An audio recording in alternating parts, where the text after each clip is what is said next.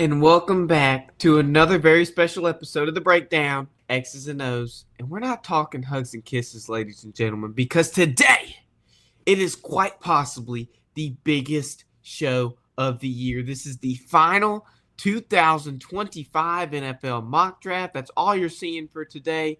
Yes. That's it. It's our final breakdown before Thursday, before our in-person draft coverage. This is it.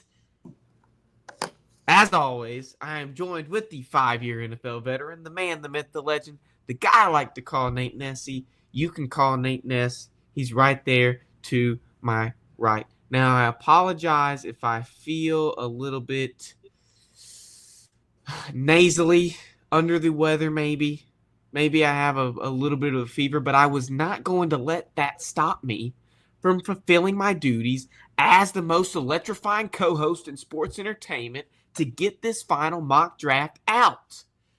You know that scene of Nacho Libre where he says, "Get that corn out of my face"? Mm-hmm. That's about what I feel like with this cold. So get that corn out of my face, get the cold out of my face, and let's do some mocking, some talking, and some drafting. Okay. But first, what's up, Nate?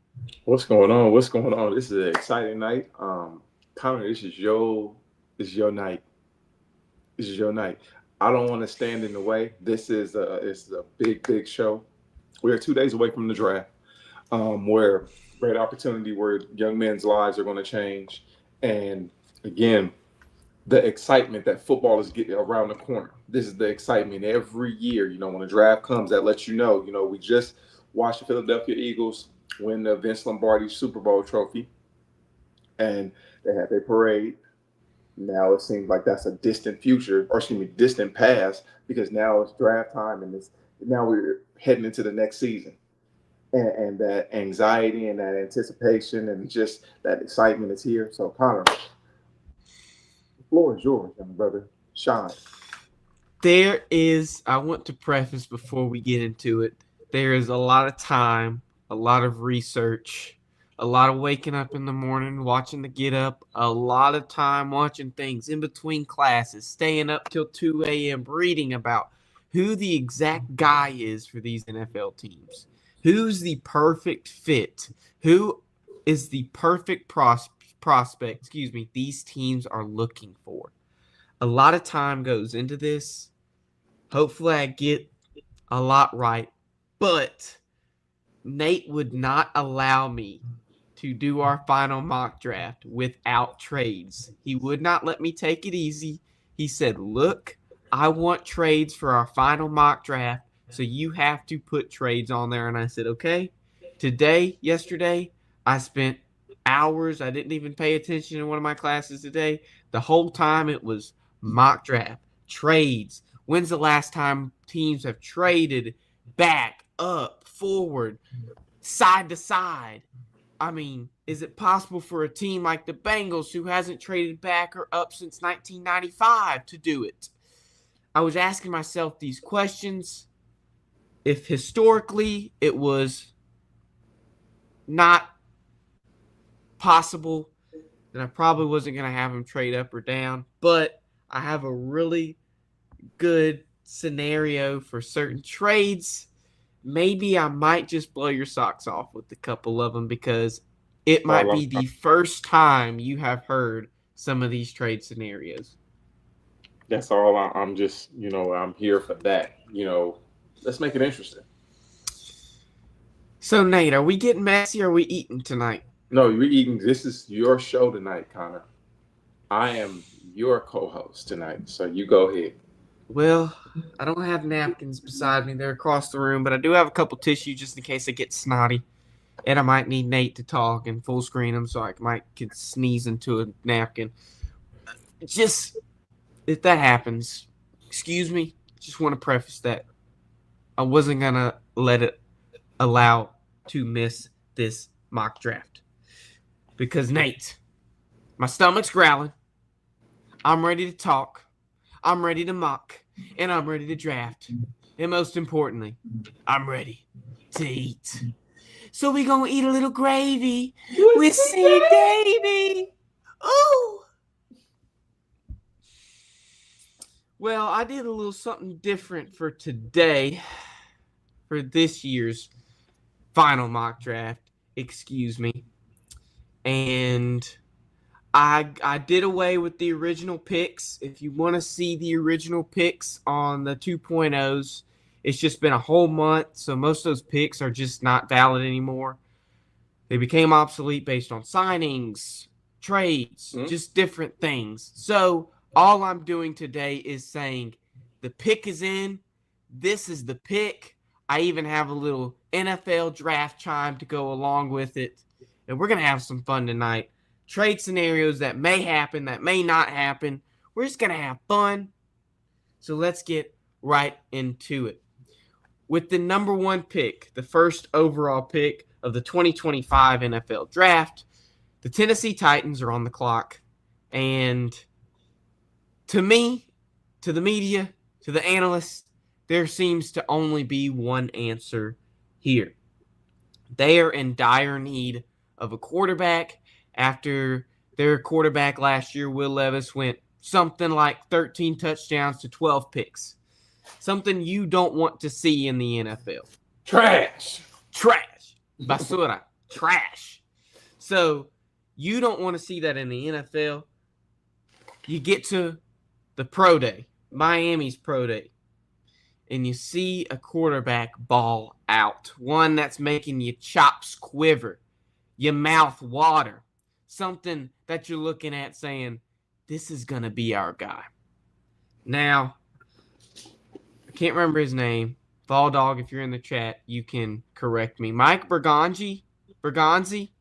Can't remember his last name. It's pronounced something like that. Tennessee Titans GM said after the pro day, it was going to take a hefty package to trade up to number one overall to get the guy we know is going number one. So, Nate, the pick is in. There we go. The Tennessee Titans select quarterback Cam Ward out of Miami. It just makes the most sense. There's not much to say about it other than what I've already said. He's just going to go number one overall. Okay. So we get to number 2. The Cleveland Browns are on the clock. And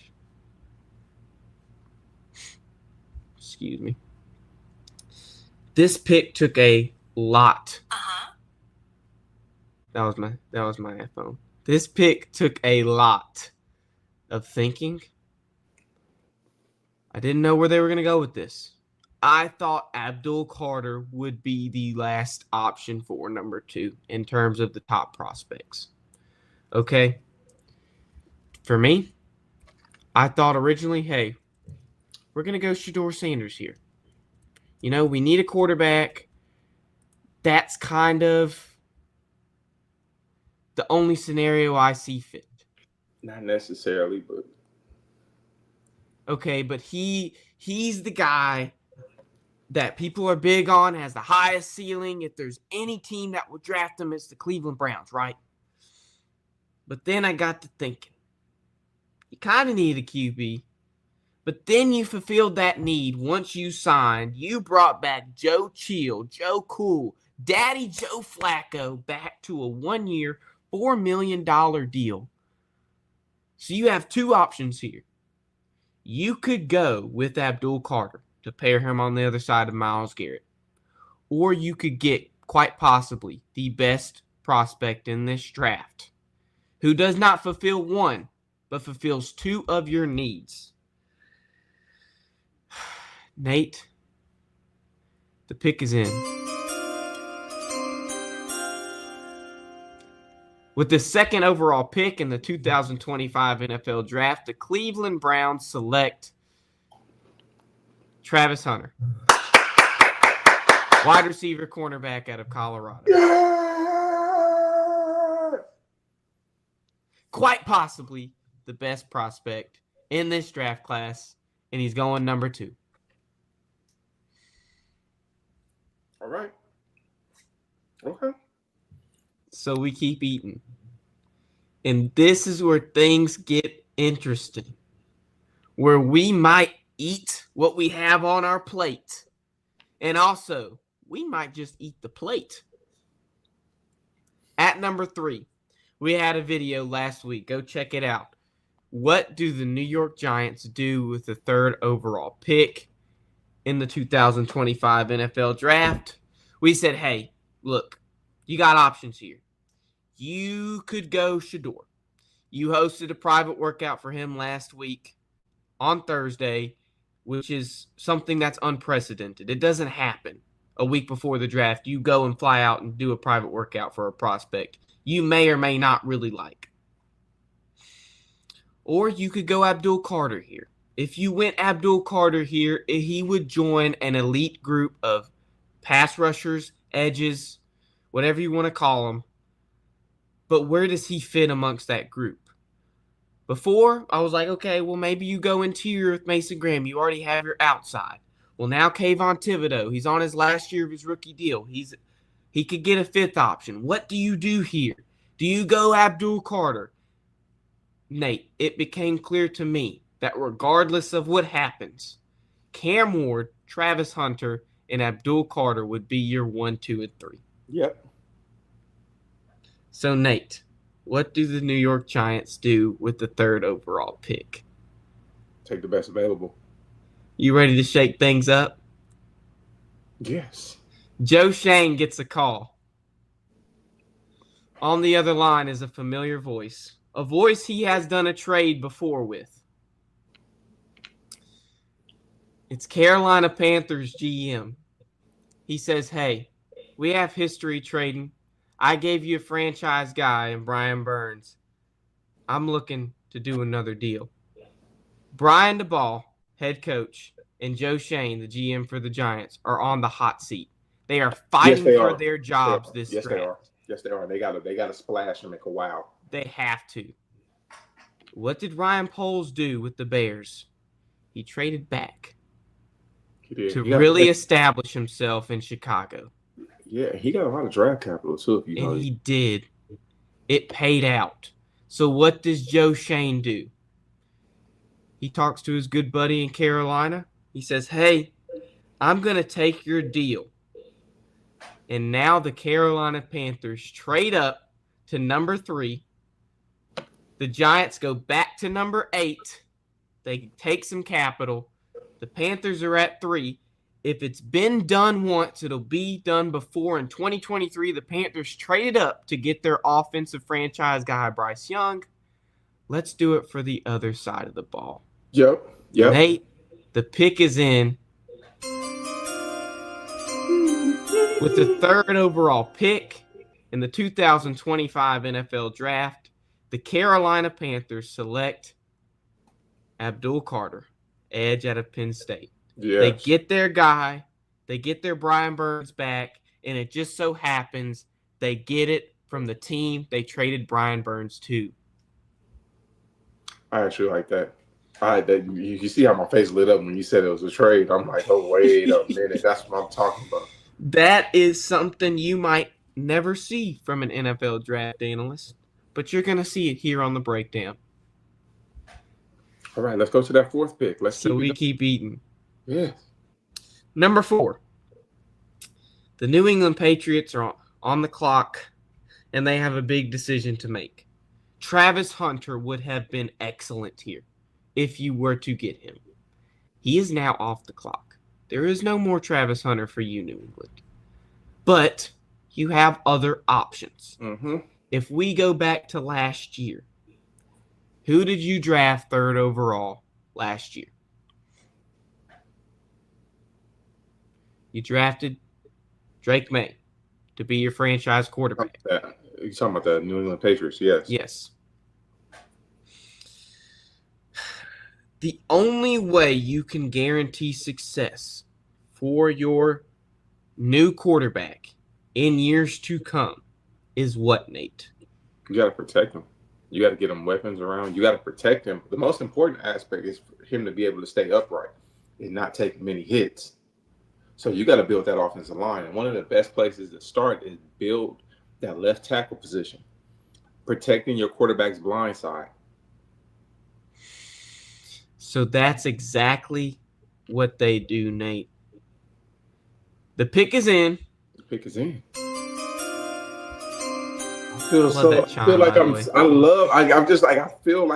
it. It's here.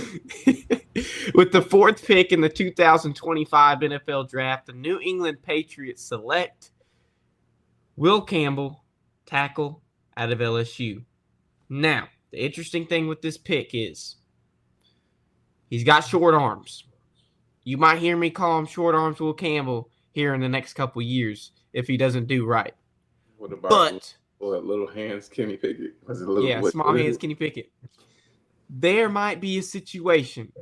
He does not want to. Will Campbell said if he gets drafted to a team, he wants to play tackle. It's not as extreme as Travis Hunter as if you draft me, I won't play for you unless you play me both ways.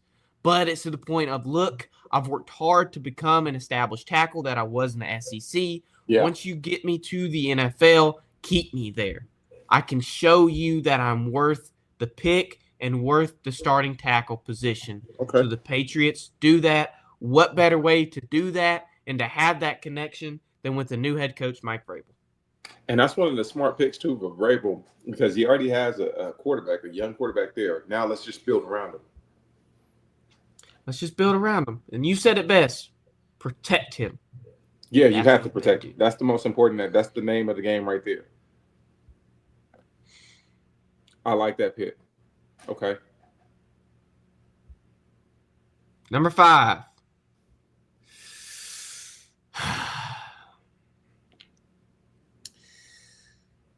The Jacksonville Jaguars are on the clock. Ooh. Many draft analysts are saying, look, this is the time where you draft interior. You have great outside. You have Trayvon Walker. You have Josh Hines-Allen. This is the time where you draft interior. To me, interior doesn't seem like the biggest need. So what do you do when you're probably at the point where you got your biggest need in your head, but it might be a little bit of a reach to draft them there? In order to still get your guy you want, you trade back, get some draft capital, and let somebody else trade up. But who could possibly be a good trade candidate for pick number 5? This is the Mason Graham pick.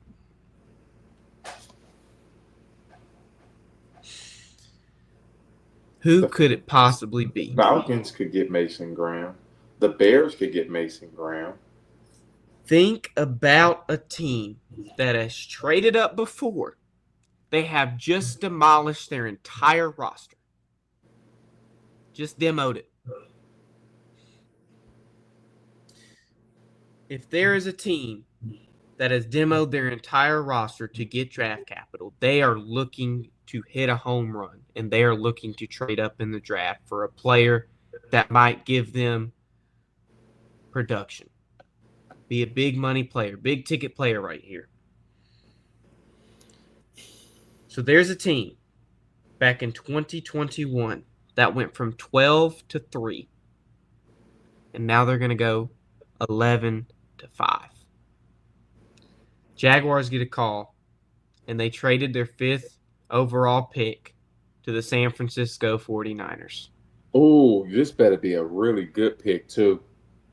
This better be the Mason Graham. This better be the Mason Graham pick right here. You are desperate in need for one position and one position only, and that is D tackle. To get the best D tackle in this draft class, trade up and get him.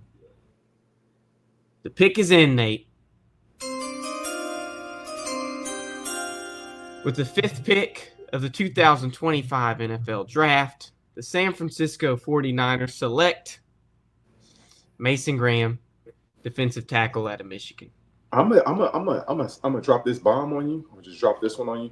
I can see San Fran doing that, just off of the fact that that window is slowly closing in San Fran, and you need to make a splash. Let's go. Keep eating that gravy. We're eating, baby. Let's keep eating. All right. Number 6 are the Las Vegas Raiders. To me, there's just one pick here that makes the most sense. It's just beautiful for Las Vegas's offense. You now have the opportunity to finish the perfect semblance of your skill positions. You have your QB, you have your wide receiver, you have your tight end, right? Jacoby Myers might not be the greatest wide receiver one option, but he's a guy that has shown that he can play in the big leagues, play at a high level, and that's the guy you're going to go with. You draft other wide receiver depth towards the back end of the draft. Look, you got one option here and one option only. You could trade back here, but there's just a guy here that might not be liking Las Vegas. I know he wants to go to Dallas, but you got to get a guy here that can complete your offense. And there's only one guy that does that. So, Nate, pick is in. With the 6th pick of the 2025 NFL Draft, the Las Vegas Raiders select Ashton Jeanty, running back, Boise State. It's expected. Because, I kind of was at odds with the Shedeur pick, but they just signed Geno to an extension and whatnot. So, yeah. It makes sense. I like it here. So let's keep eating. Number 7. The New York Jets are on the clock. And this is the same explanation as I've said in the past 2 mock drafts. You just signed Justin Fields to a 2-year, $40 million deal. Yep. You're going to try him out. If you want to have any sort of success with Justin Fields, you have to take the teaching Chicago gave you and do the exact opposite. The best teaching is not the teaching that is led by example, but the teaching where you can find and pick out what not to do. Mm-hmm. The only way to do that and to find success with Justin Fields is to ensure he has the protection to be the quarterback he was in the first 5 games in Pittsburgh. So, Nate, the pick is in. Let's go. With the 7th pick of the 2025 NFL Draft, the New York Jets select Armand Membao, tackle, out of Missouri. It's about that time, it makes sense. Because if I'm not mistaken, they need to shore up that offensive line. You're giving Justin Fields a great chance to shore up that offensive line. So these last 2 picks between, the pick with the Patriots and this pick right here of them selecting tackles, offensive linemen to protect their young quarterbacks, smart. Well, Breece Hall, if I'm not mistaken, is also coming off an injury. So You want to make sure that dude's ready to go, has the line that can put him in tip-top production because he's still young. He can still produce. And so the Jets at number 7 take a tackle, get protection, and do what's best for their offense. So let's keep eating. As I said earlier, the Giants trade back from 3, go to 8. So don't think of the Carolina Panthers. They're already off the board. They've done picked their guy. So you have an interesting dilemma here at 8. The same dilemma I had at 3. Who in the world do you pick if you're New York? You have your head coach and your GM fighting for their jobs. They have to make a splash. There's only one position and one position only that has the chance of saving a franchise and turning it around. That's not defense. There's one position that can turn a franchise around in a season. We just saw it this past year with the Commanders. We saw it the year before with the Houston Texans. Yeah. There is one position now, if the cards are played right, that can turn a franchise around. If you go back to my last mock draft, I said a bunch of times, or even last week, I said, look, if he was here, there's no way the Giants are taking him. There's just no way. They don't need him.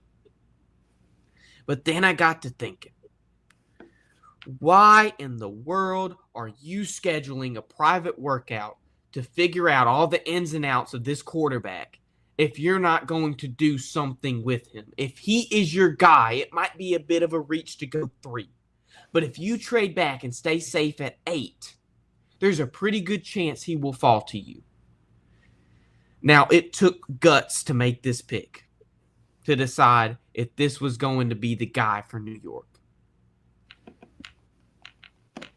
Shane and the ball are fighting for their lives. They have to do something, and if this isn't the splash they need, you go big or go home. You show up or show out. There's only one pick you can make here. So, Nate, the pick is in. With the 8th pick of the 2024 NFL Draft, the New York Giants select Shedeur Sanders, quarterback, Colorado. I love the fact that you're throwing like wrenches in the draft just to make it exciting. I'm not gonna necessarily say I agree with the pick just off of the strength of they got to make a splash, and in order for them to make a splash in that NFC, it's the East. 2 of those teams just made the conference title game. 2 and 3 of those teams are really playoff teams. They got the veteran quarterback in Russell Wilson, but Shedeur is the best available. So I'm interested. So let's keep going. Now, you will have 4 quarterbacks on roster. You'll have a Russell Wilson. Look, that's probably going to be your starting guy for a year. You got him for a year. Let him learn under Russ. If Russ doesn't work out, look, you got another veteran for 2 years, Jabbo. You got Jameis Winston. If he don't work out, you might either try Shedeur, and then you try the guy that you know is like your emergency blanket, Tommy DeVito. You try him out. You have options. Shedeur Sanders might not be the guy that the Giants are looking for. But it's crazy how you schedule a private workout a week before. That never happens. You fly out to his college and see what he does to find the ins and outs of the player. At first, I thought it was just a trick to have somebody trade up, and it still might be. Someone still might trade up to 8. They might trade back twice. We've seen that happen before where teams have traded back twice. Are the Giants going to be that team? If you're going to make a splash, why not draft the player with the highest ceiling? You're fighting for your jobs. You go big or go home here, Nate. You got to go big. You got to go big. But I like this. I like this comment right here. If Shedeur couldn't run away from the BYU defense, and that's true, how will he get away from all? But it's not just the Eagles defense. It's all of these defensive linemen, because all of these defensive linemen are relatively fast. and athletic. Now, I have the same concerns about Shedeur Sanders as you all have, right? He runs too much. His first read's almost never correct. It's really difficult for him to read a defense. But when he's in the pocket, he's poised, he's accurate.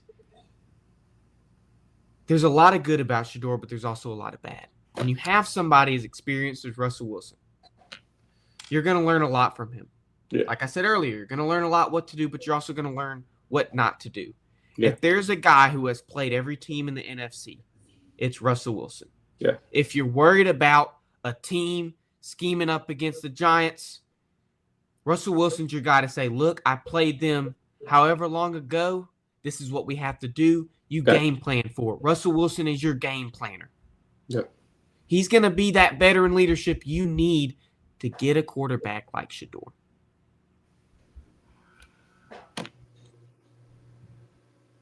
So, Nate, let's keep eating. And, oh, my gosh, we're at number 9. You see the jersey I'm wearing? Yep. You know whose pick this is. Yep. The New Orleans Saints are on the clock.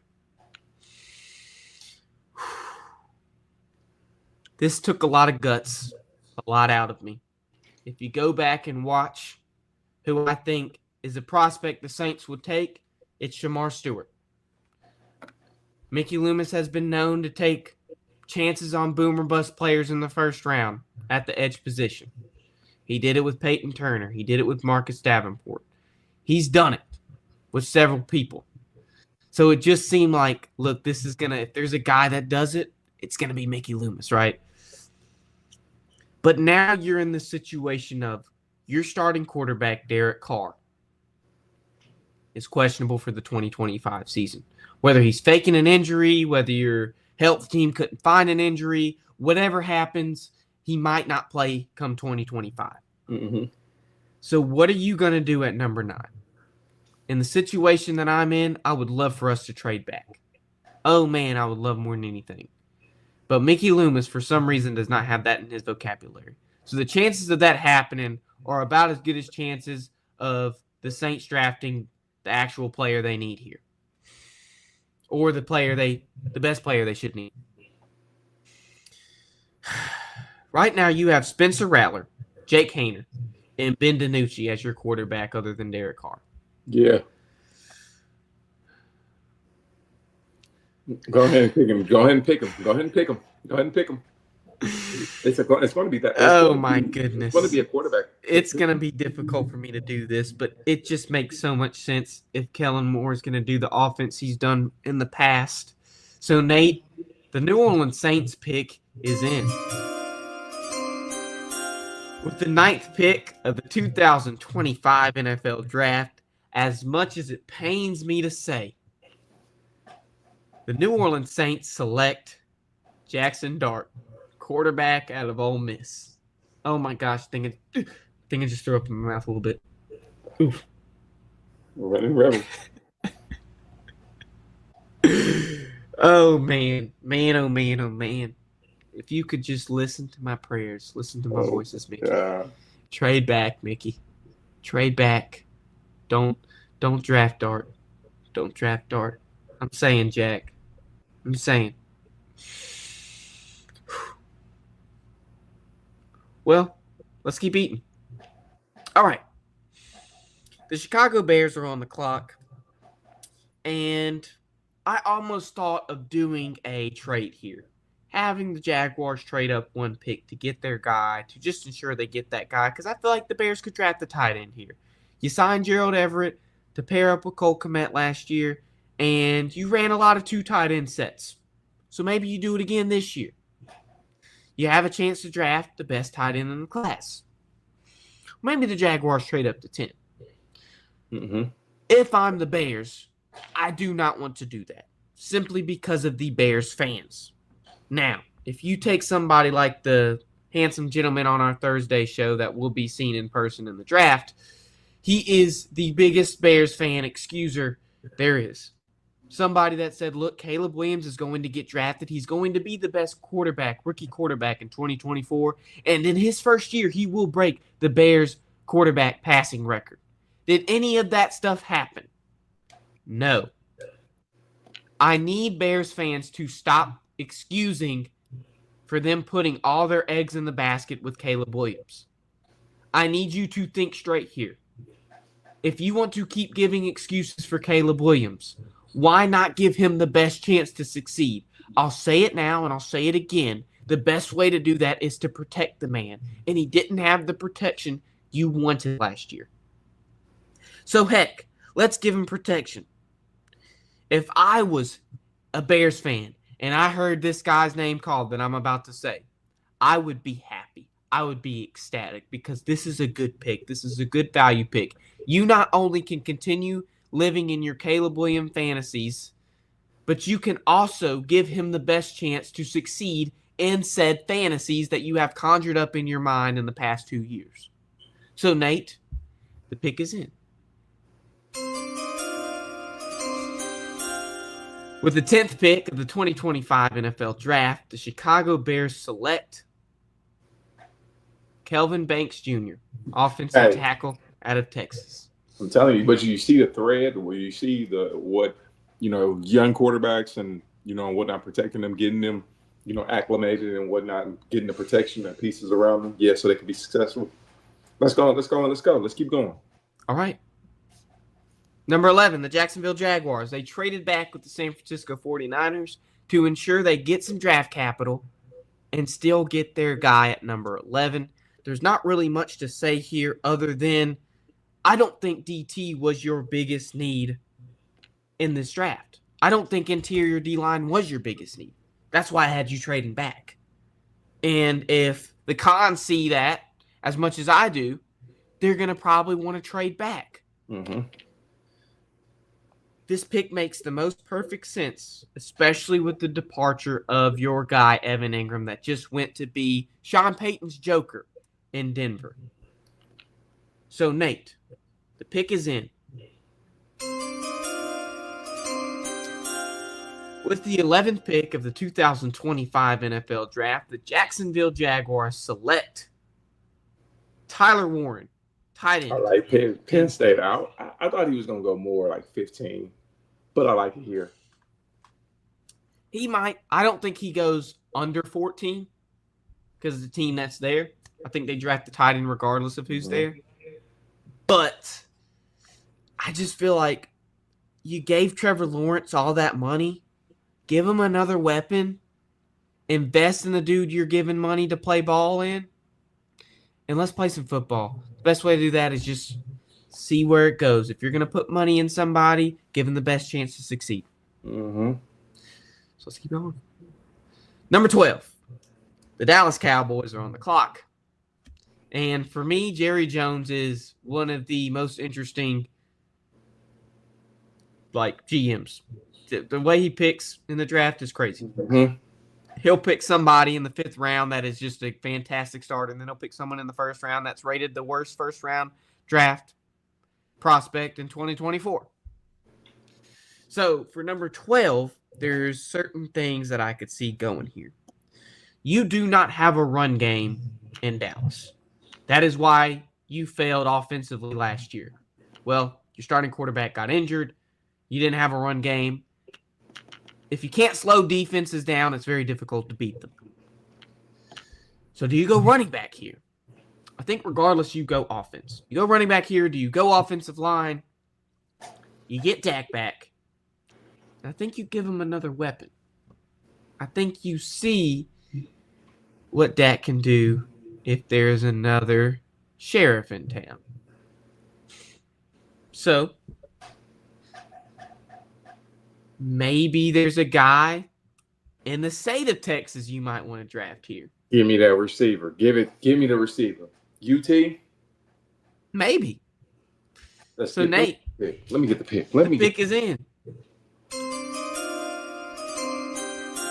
With the 12th pick of the 2025 NFL Draft, the Dallas Cowboys select Tetairoa McMillan, wide receiver out of Arizona. I knew either way you were going to be happy. No, I did a little curveball there for sure. But I did watch a lot of stuff on if they're going to pick Golden or Ted, if both of them fall here. Yeah. And I saw Jerry Jones liking Ted more than Matthew Golden. even though Matthew Golden would stay in the state. But I think Tet's the right option here. It gives Dak a red zone target. He doesn't have to target the same old people there. Big physical wide receiver, can get those 50-50 jump balls and just be the guy maybe the Cowboys are looking for. So let's keep I like it. I like it. All right, number 13. I know this is taking a longer. This will be a longer video. This is the draft special. I did not preface that, but I have said that weeks prior. A lot of research goes into this, so I would like to share that newfound knowledge. So let's go 13. Nate, you want to shake things up again? Sure. Let's go 13. All right, let's So go. for me, this is the Jalen Walker pick. If he falls to 13, you're going to see a lot of people call to offer the Dolphins a trade. There's going to be a lot of teams that say, look, this could be the next Dallas Turner, the guy that was it for the Vikings. We want that guy to be the same person for us. Mm-hmm. This is going to be the Jalen Walker pick. Regardless of who is here, this is probably where he goes if he is not chosen yet. Okay? So let's think about teams that could potentially trade up, that has a draft capital, that's not too far back, that could get to 13 without causing too much of a ruckus and take Jalen Walker. If that's the guy at 13. I might be giving you a crazy curveball here. I want him to be 13. I do. So let's think about it. There is a team in 2022 that drafted their franchise O-lineman and traded up from 14 to what, Nate? Pick number 13. Pick number 13? Yep. That same team, they're going to take the precedent that was set last year. Let's look at what the Vikings did.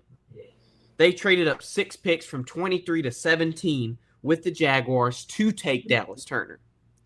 So who is 6 picks after the Miami Dolphins? Now, this is all coincidence. I'm not actually saying that this is the reason the pick is taken, but a team that really, really needs this guy. Who's that franchise offensive lineman that you were at 14, you traded up to 13 to take him in 2022? Can you even think of who that would be? What team? That's who I'm asking you. What team? What person? You said If you get the person, you get the team. Great offensive lineman, University of Iowa. University of Iowa. I think it was 2022. I hope this is right. No, I'm just not spewing.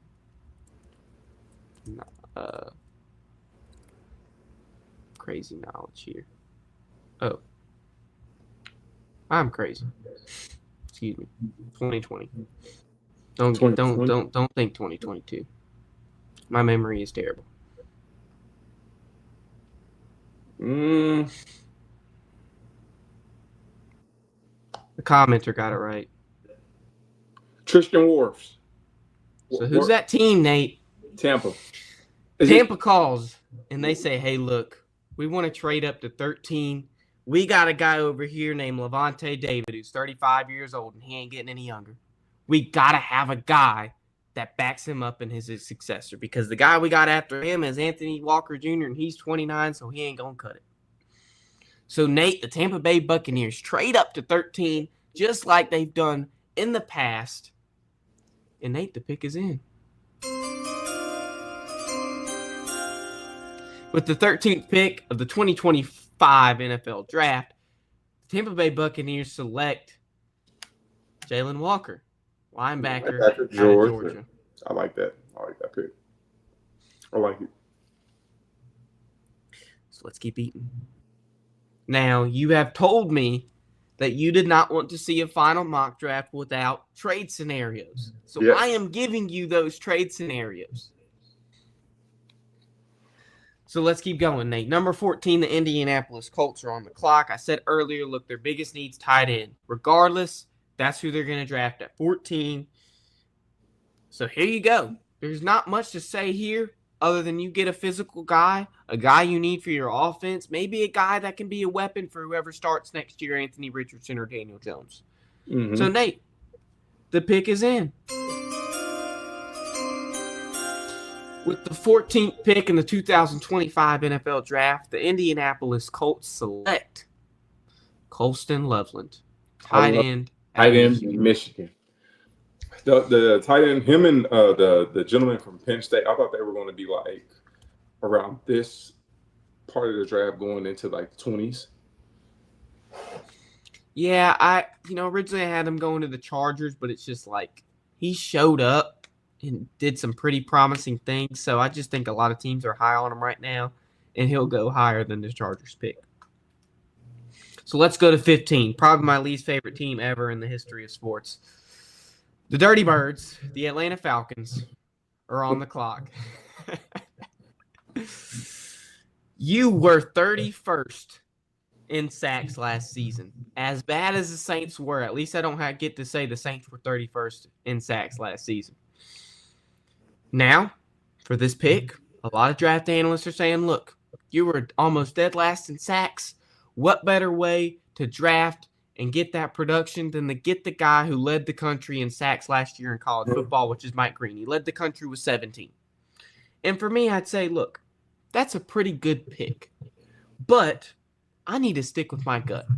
There's a certain player I have had that has been the perfect scheme fit for the Atlanta Falcons as an edge rusher. And I'm just going to stay with that pick. I don't want to flip-flop. I've done a lot of flip-flopping with trades and all this sort of stuff in this mock draft. So I'm going to stay true with pick number 15. So, Nate, the pick is in. With the 15th pick of the 2025 NFL Draft, the Atlanta Dirty Bird Falcons select Mykel Williams. Yes. Edge out of Georgia. Yep. I'm just not going to go against my gut. If I do that, I fear that they will draft him and not take Mike Green. Now, think about it. There is still that stigma of non-defensive SEC players, whether you like it or not.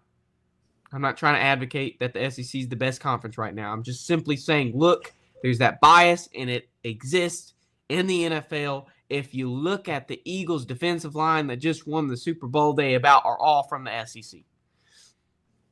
So there is a stigma. If it works for one team, other teams are going to try to find that success, which is why I have Mykel Williams going here instead of Mike Green. So let's keep eating. All right. Arizona Cardinals are on the clock. Now, this is a team historically that loves to trade back, up, forwards, left, right, like you're about to do a finishing move on Tekken 3. They love to trade in the draft. And I think this year they're going to stay composed. They're going to stay at 16 and draft the guy that's needed. You were so desperate at interior D lineman that you signed and brought back 38-year-old Calais Campbell to be your defensive tackle starter. Come on now. I know, but I think that pick had more so to do with leadership, locker room. I get that. But right now, he is your starter. If that is the role you're giving him, you have to have a guy that takes that starter spot or eventually learns from Calais. There is a guy in college football that had the second most pressures. I think the second most. Top 3 most pressures in the country at D tackle. And I think that's the guy that's going to fit and mesh well with the Arizona Cardinals. Okay. So, Nate, the pick is in. With the 16th pick of the 2025 NFL Draft, the Arizona Cardinals select Derek Harmon, D tackle. Ooh, I had him like in the first round. I had him like end. He showed up at the combine. He showed up. So did I, but he showed up at the combine. He did some great things. So now teams are going to take that and run with it, and he's going 16 to the Cardinals. Gotcha. Ooh, and now we get into a spicy pick. 17, the Cincinnati Bengals. If there is not a team that needs defense more than anybody in this draft class, I don't know who is. I You think the could Bengals, draft. they can draft all defense in this draft. You could draft just best available here. Who you think's best available? Who I think I drafted? Who I think is best available here. So I went with edge, and there's a scenario here where there might be a departure of your star edge rusher Trey Hendrickson. He requested a trade. It might be one of those Myles Garrett things where, hey, he just wants a contract extension to become the highest paid non-quarterback in the NFL. They don't have no money. They don't have the money to do that. It's all in Jamar Chase, T. Higgins, and Joe Burrow. So whether he stays for another year or not, you got to get a guy that you know can play some football. And for me, I love this draft prospect. He is my Jared Verse of this year's draft. Whether or not he gets Defensive Rookie of the Year or not, he's the guy in the edge that I am the highest on when it comes to the draft. I loved Jared Verse last year. I wish the Saints would have drafted him at 14, but they didn't. So this is the guy who won't be as great as Jared Verse, but he's going to be my Jared Verse for number 17. So Nate, the pick is in. With the 17th pick of the 2025 NFL Draft, the Cincinnati Bengals select James Pierce Jr., edge, Tennessee.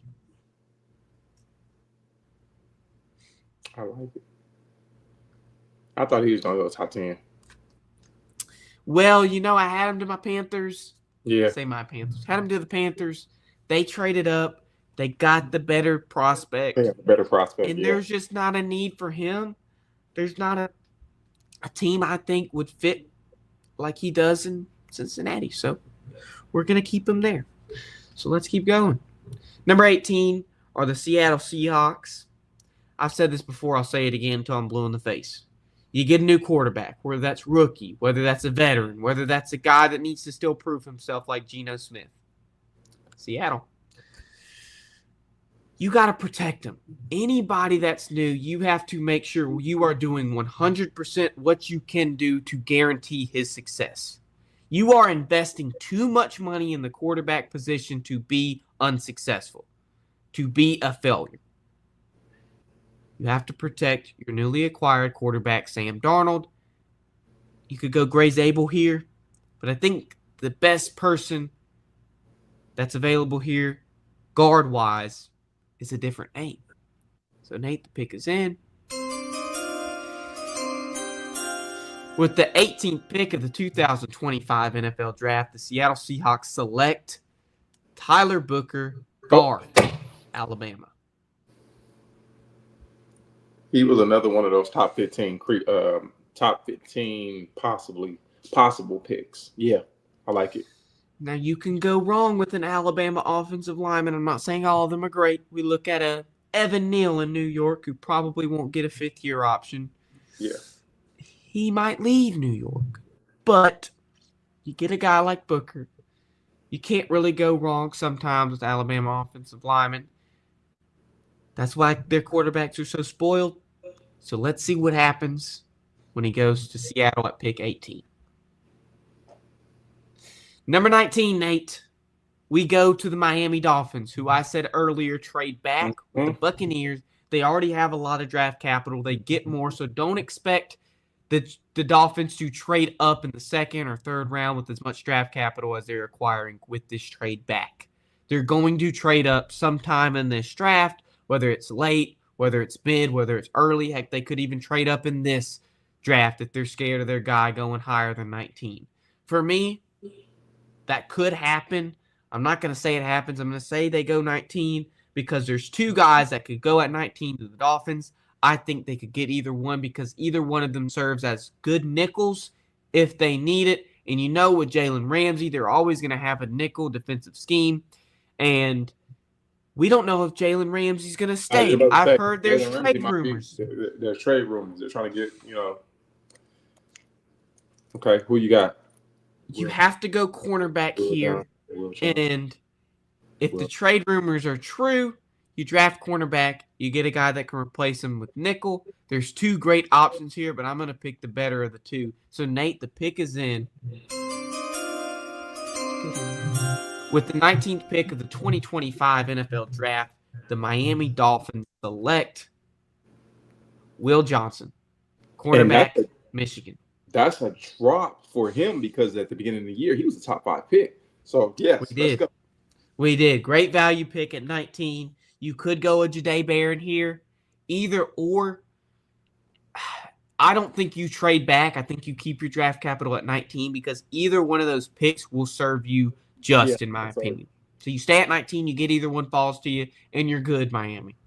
So let's keep going. At number 20 are the Denver Broncos. Man, I flip-flopped here a bunch of times. For me, you go wide receiver, you go running back. You kind of need a running back, you kind of need a wide receiver, but you need a running back a little bit more. You were a little worse in passing yards per game, though. Your passing offense wasn't as great as your running offense was last year. But one of them was ranked 20th, one of them ranked 22, so they're really negligible at that point. What do you do if you're the Denver Broncos? But that's not the question I'm asking myself. What am I doing if I'm Sean Payton? And if I know Sean Payton better than anybody, I've watched him my whole life. That's the only coach I've known, really. He's probably going to go running back here. He's going to get a guy he can treat as his Alvin Kamara. He loves mismatches. He's going to get a guy he can have those mismatches with.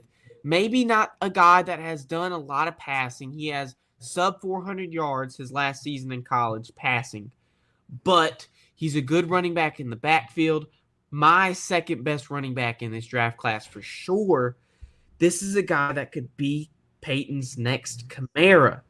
If you look at your old running back who just left Denver, Javonte Williams, what college did he go to, Nate?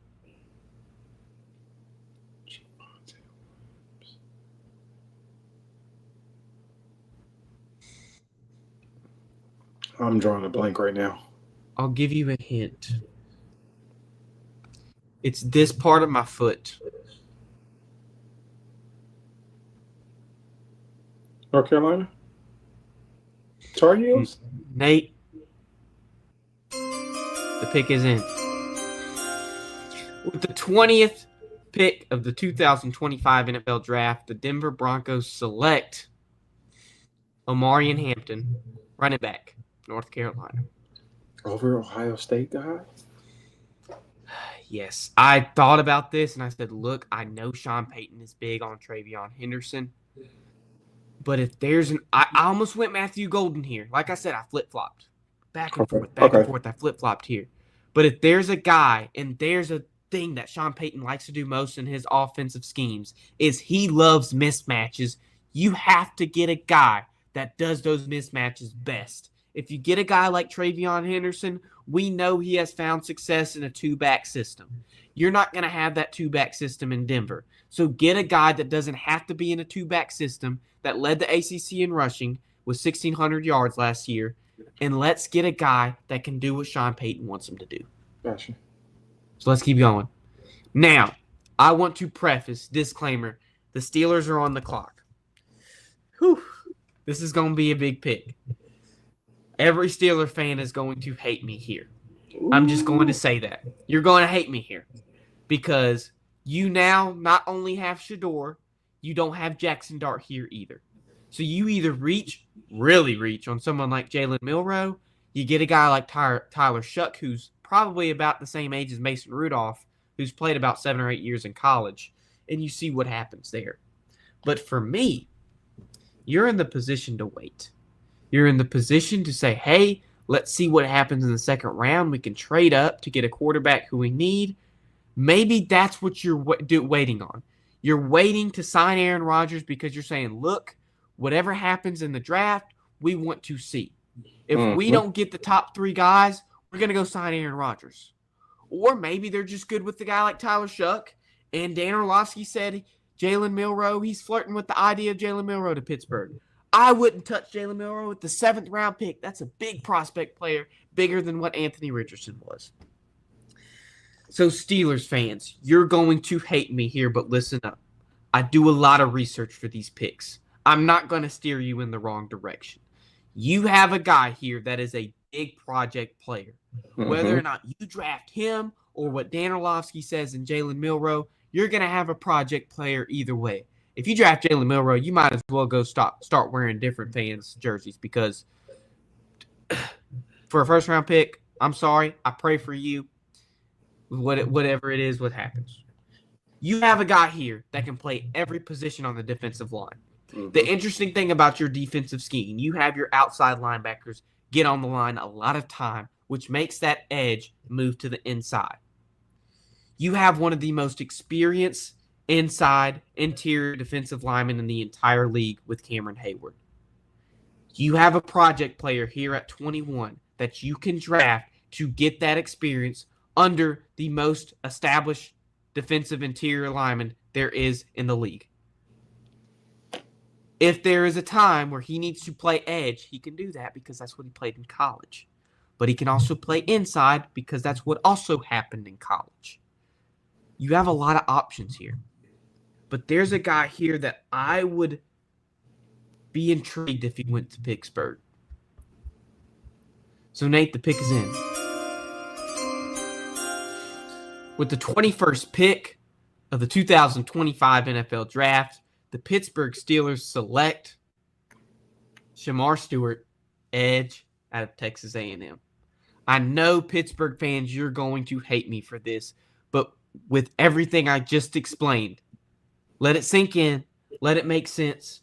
I wouldn't be too upset if you get this guy at 21 because you're not trading up for anybody. You're staying at 21. You're not trading up for a boomer bust quarterback. You're getting somebody who's a project player that can learn under one of the most experienced D linemen in the entire league. I like it. I mean, that's a lot of these done. guys. If you can have that mentorship in the right area to help, because that's going to help these guys to mature and be ready to take over the reins. All right, Nate. I'm going to full screen here, get the next couple picks, and then I'll let you come back. I know you gotta just sit for a second, but I'm a full screen right here because I can yap for a little bit. I do a lot of research. I can yap. Nate will be back in just a second. So with the 22nd pick, the Los Angeles Chargers are on the clock. And for me, this would be a great Colston Loveland situation. Right now you have Will Dissly as your tight end one. I don't see that being a permanent solution. But there's too much of a reach for a tight end right here. So you could go different options here. You have the head coach of Jim Harbaugh. You could go offense here. That's a great option, considering who is available at 22. You could go defensive tackle. That would be my other route, is defensive tackle. You could go here.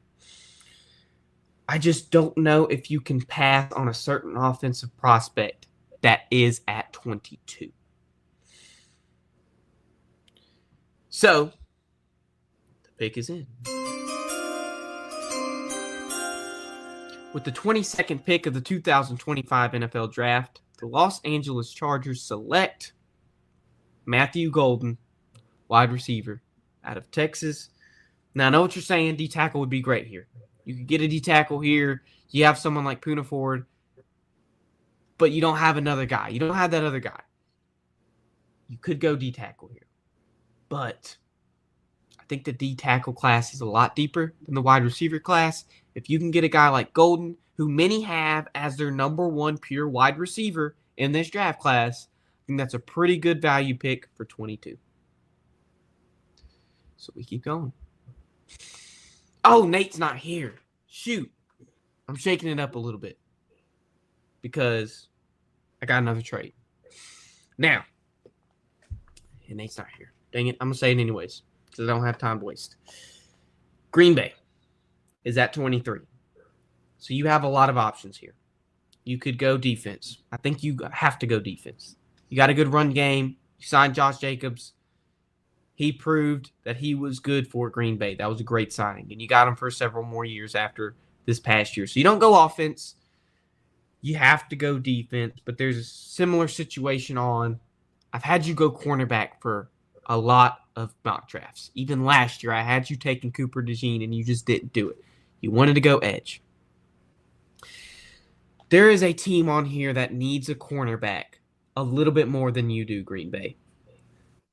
So if I'm Green Bay, I say, look, I get a call from a specific team, and I'm going to trade back to 26. because there is a cornerback here that the Rams are chomping at the bits to take. And if you don't make your move now, you might not get a better cornerback prospect than you have at 23. So, the pick is in. With the 23rd pick of the 2025 NFL Draft, the Los Angeles Rams select Jahdae Barron, cornerback out of Texas. Right now, you have a guy that used to play safety as your nickel. Jahdae Barron is your nickel guy. This is probably the best nickel in the draft. Probably better than Will Johnson is at the nickel position, if I had to guess. This is the guy that would be perfect for you, LA.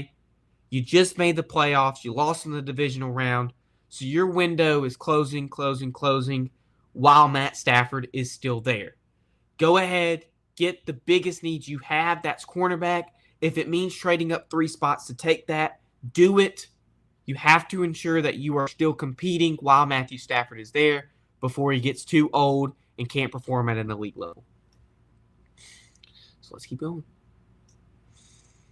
At number 24 are the Minnesota Vikings. And this pick just makes sense to me. It makes more than sense. Because you have the 2 best safety options here. I'm trying to arouse suspense so I don't give you my pick. Cameron Bynum is gone. You don't have another safety right there. Harrison Smith is aging. I believe he's 36 years old. Safeties can play a while, but there comes a time where you got to let them go. They're going to retire, and you need a guy that steps up behind them and becomes that guy. Originally, I had this guy going about 7 picks higher than he actually is. I would love if the Minnesota Vikings took advantage of this and said, hey, we're going to get him. Brian Flores, that defensive coordinator, did fantastic last year. You had one of the best defenses in the league. A team that we did not expect to win 12 or 13 games last year did. And it's really because of, 1, Sam Darnold paid off, and 2, your defense did immaculate. Your draft picks hit. Your free agents hit. Everything fell in place the way it was supposed to. But you still had that little need in your secondary of safety. So the pick is in. With the 24th pick in the 2025 NFL Draft, the Minnesota Vikings select Malachi Starks, safety out of Georgia. Oh, I was waiting for you to go ahead and bring him up. Yeah, I had him fall a little bit lower than what I had originally, but this will be a great pick for the Vikings.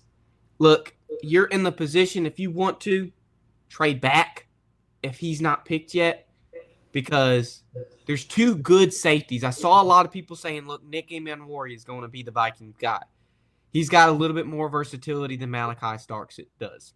For me, Malachi Starks is the best safety in this class. It's very close between the 2.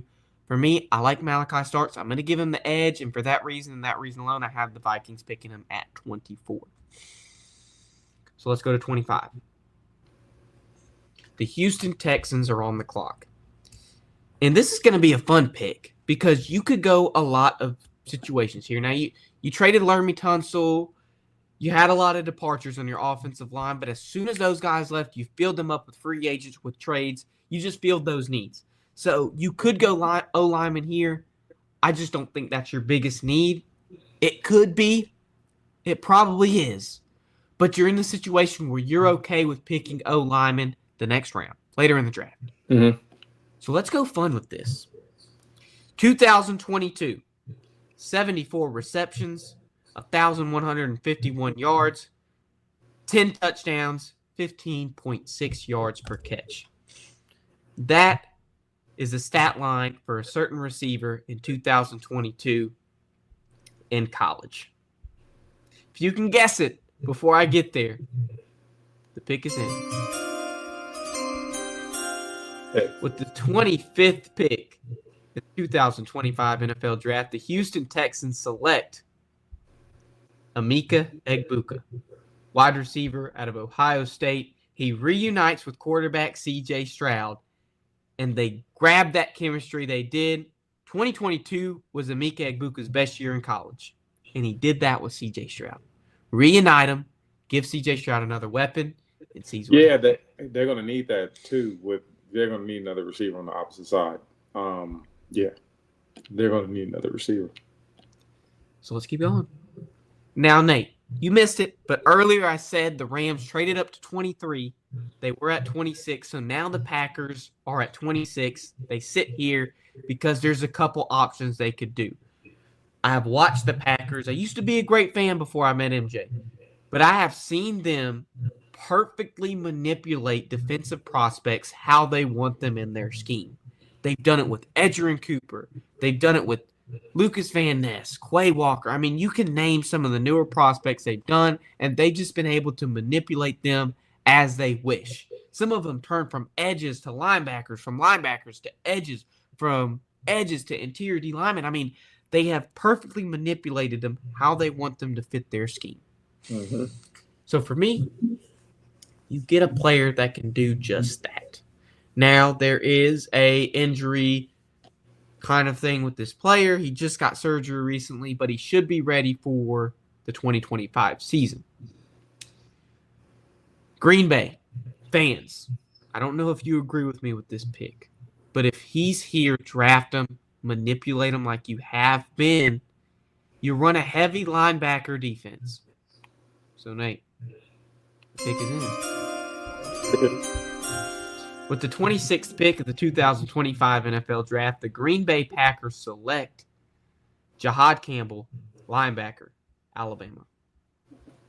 I like it. I really thought you were going to go corner in this pick. I really, for some reason, thought you were going to go with the uncertainty with Jair Alexander in Green Bay. I thought about it, but I was like, you could go here. You could go corner here. Yeah. This cornerback class isn't very deep. No, it's not. That's the only thing. And you can go corner in a different round. You can go corner in a different round. You can go in a different round and just see what happens. Yeah. I just like this guy simply because of the way Green Bay is able to manipulate defensive prospects. Yeah. That's why he's going to Green Bay at 26. Okay. I've said the past 2 years Green Bay was drafting the corner, and they haven't done it. If they haven't done it then, I'm just giving up and saying they ain't drafting the corner. Okay. So let's keep going. The Baltimore Ravens are on the clock. Now, this is not the tally for your entire sack total for last year. But the starters on your line, the guys that played primarily line, the most line last year, had 22 total sacks. 2 of those guys had 19. You have to have a guy that gives them some help. That gives the Ravens a little bit of help. And there's a guy that fell to you to 27. I'm going to stick with my gut. The guy that led the country in sacks last year. The guy that could be of assistance to you, Baltimore. Yep. I think you have to draft him. I think you have to draft him. They need it. Yeah, they need it. They need it. As good as your defense was, it struggled a little bit on that line. So let's get a guy that can do just that. So, Nate. With the 27th pick of the 2025 NFL Draft, the Baltimore Ravens select Mike Green. Yep. Edge at a Marshall. This one's probably outside of the Cam Ward and Travis Hunter pick. This right here, this is a for sure no-brainer. I agree. So we keep going. All right, we got 5 picks left. I'm going to tell you what, no more trades. I was going to try to predict if somebody from the second round was going to trade into the end of the first. I didn't want to do that. It'd be too difficult. So there's just some good players left that I think these last 5 teams are going to need. Okay. So let's go to 28. You know my philosophy for these last couple teams. You look at what they did in the playoffs last year. The Detroit Lions are on the clock. What could you do to ensure and help you make it farther in the playoffs than what you did? What was the position that lacked when it came postseason? You had a lot of injuries on that D-line. On the D-line. Aiden Hutchinson ended the year with the highest sack total on your team, only playing 5 games. Yeah. That cannot happen if I'm Detroit. You made it that far with the dude that had the highest sack total only play a quarter of the season, a third of the season. So you got to get a guy that could shake things up on your D-line. Now, I thought about it, and there's 2 potential options here. But if I looked at the weight that Detroit likes to draft at, I picked the heavier set guy. So that's the guy we're going to go with. Nate, the pick is in. Let's go. With the 28th pick in the 2025 NFL Draft, the Detroit Lions select Nick Scorton, edge, A&M. You know, I forgot that Texas had both of those edges because I thought he was more maybe early second round, in the first round, second round.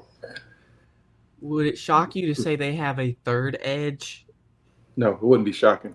Kyle Kennard, that did pretty good. Forgot about him because he had some really good measurables. He had put up some really decent numbers, some really good numbers.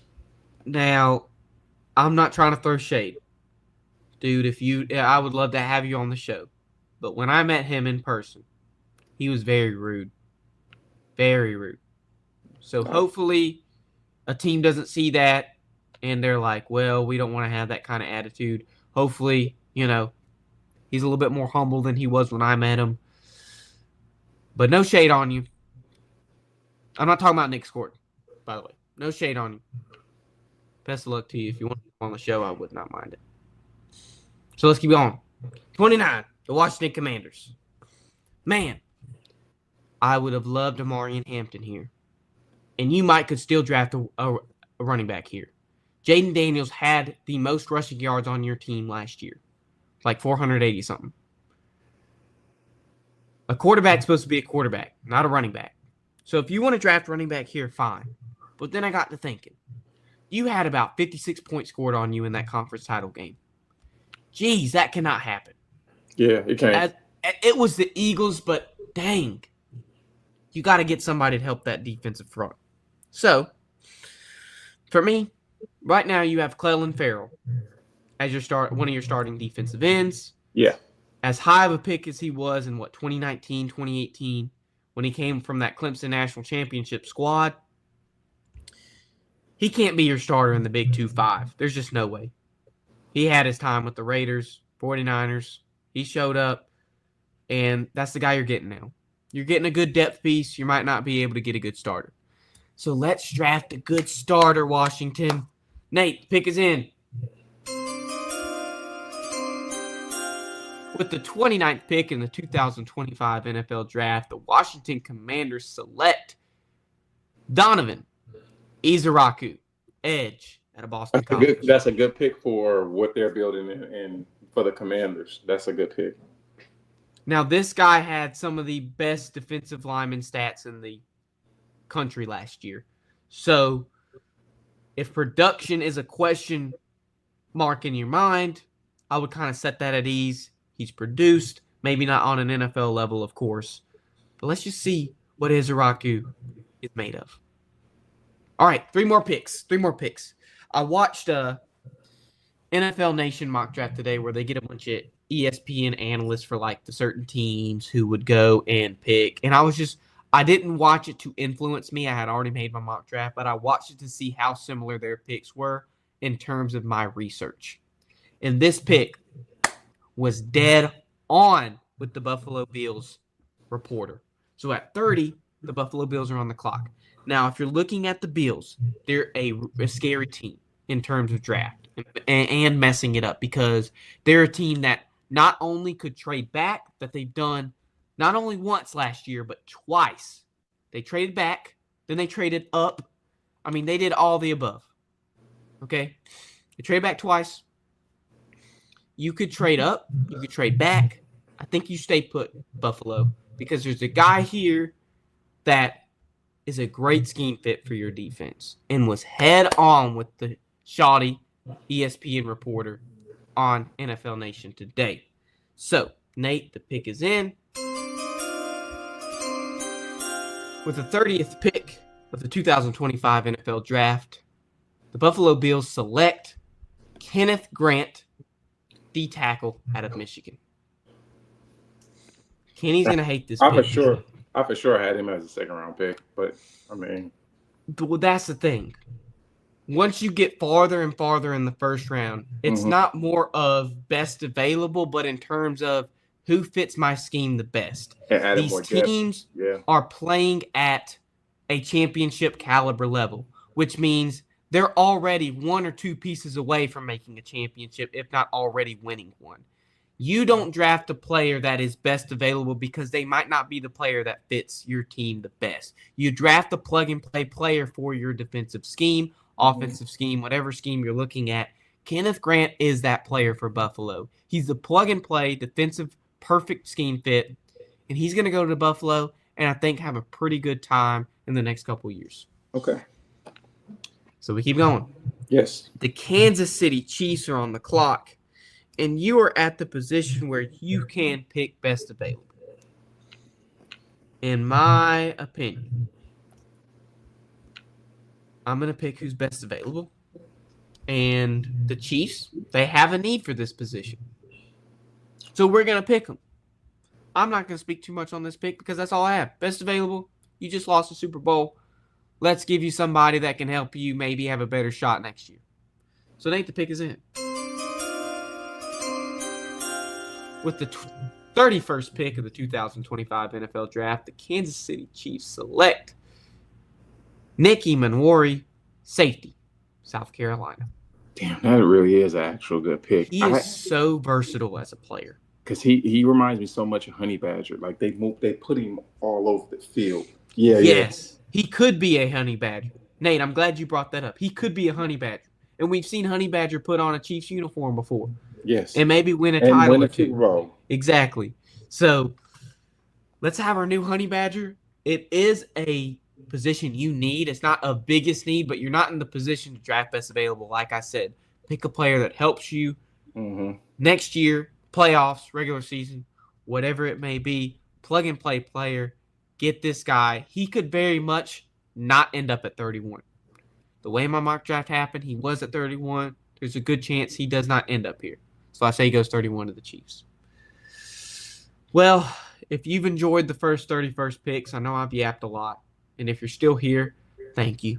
I appreciate it. A lot of research has gone into, I'm not trying to toot my own horn, but, a lot of time, effort goes into making these. And I just want to share that newfound knowledge with you all. So thank you for letting me sit here and yap and share that knowledge with you. And you be willing to listen. Because now we're at the last pick of our final mock draft in 2025. And the Philadelphia Eagles are on the clock. And Nate, I have 3 words for you. Trenches, trenches, trenches. Yeah. There is one thing that even Howie Roseman, when he was on the hot seat, trading up and back and doing all these different moves, somebody that we can say is the greatest GM in the league. Now, even he was on a hot seat at one point.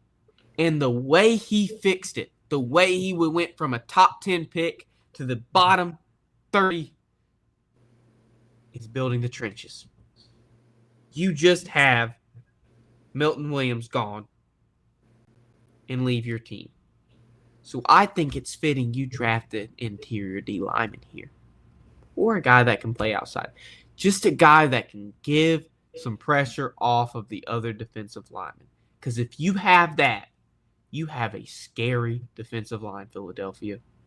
They've already eaten some gravy. They're dogs in Philadelphia. But you get a guy that can bring pressure off them dogs, they're going to be scary. So, Nate, it's the final pick. I could see Ohio State players going here. And I don't have a vendetta against Ohio State. Don't get me wrong. I just think there's a better option here. And as I told you earlier, I watched NFL Nation. This pick was also dead on. So, Nate, the pick is in.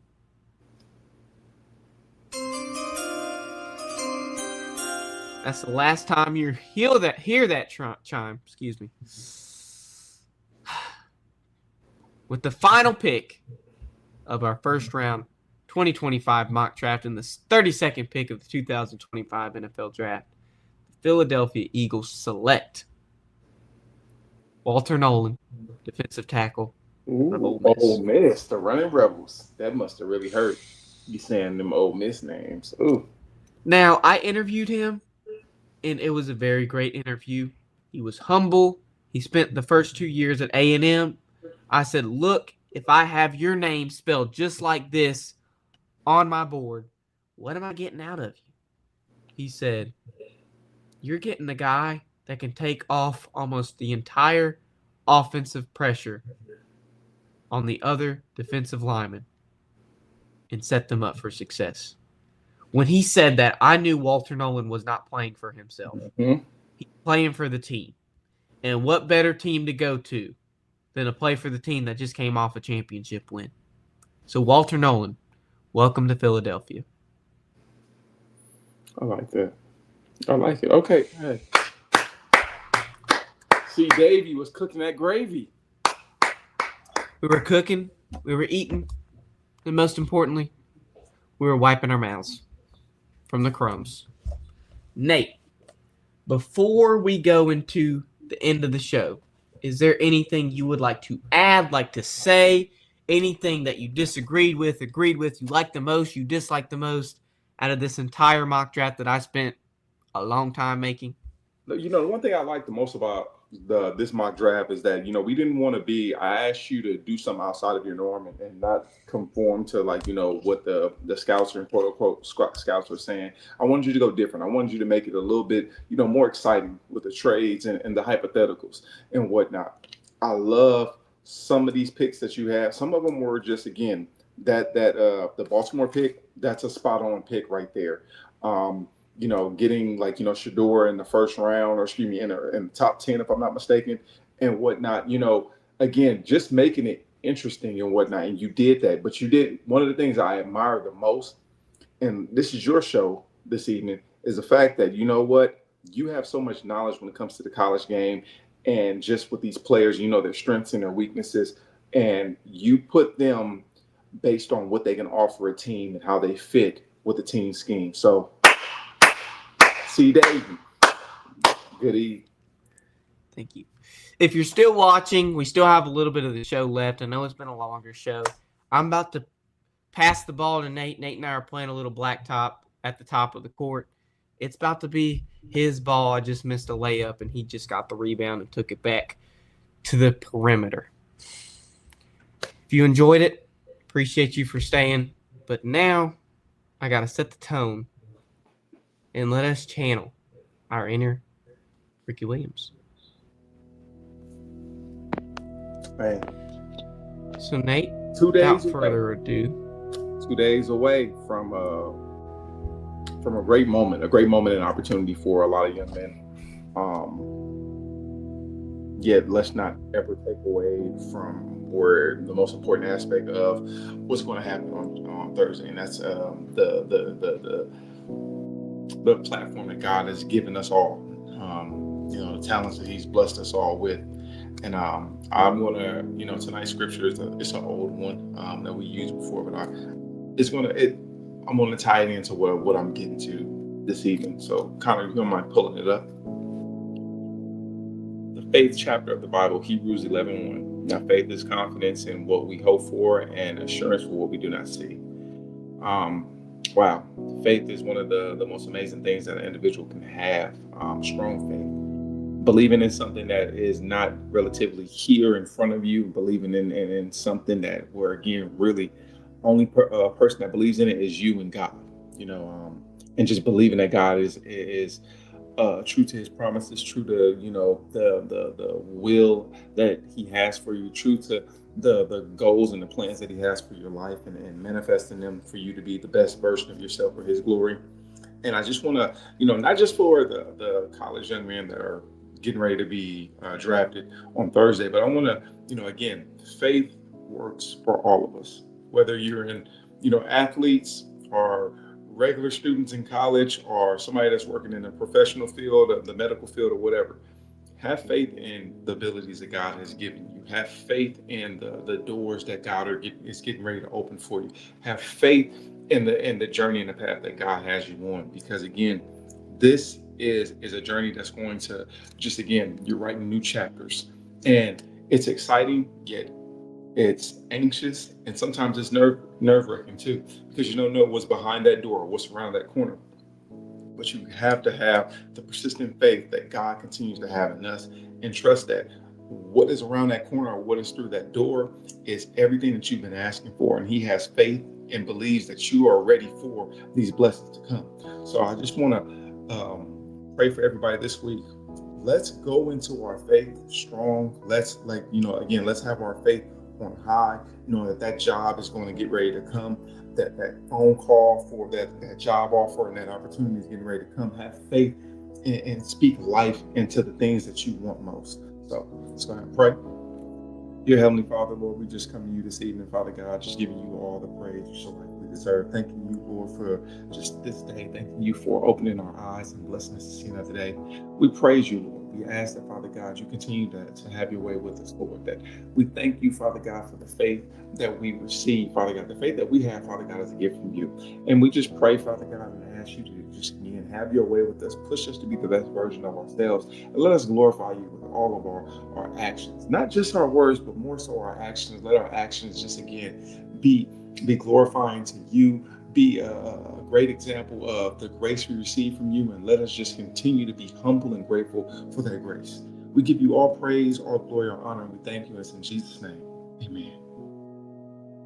Amen. Whew. Now, God's so great, and He's already answered one of my prayers today. I have been snotty. My nose has been running. My eyes have been flooded. I was in class today. I thought I was about to pass out. So I asked him, I said, look, I got an hour. Give me just an hour without snotty noses, me having to breathe out every single orifice of my face. And he answered that. I haven't sneezed. I haven't blown into a tissue. Maybe it was a little unbearable to watch. I hope not. Maybe people were able to see the pics in thorough detail, because I wasn't missing this. But he already answered a prayer for me. And hopefully he can answer a prayer for everybody and the athletes going up to the NFL.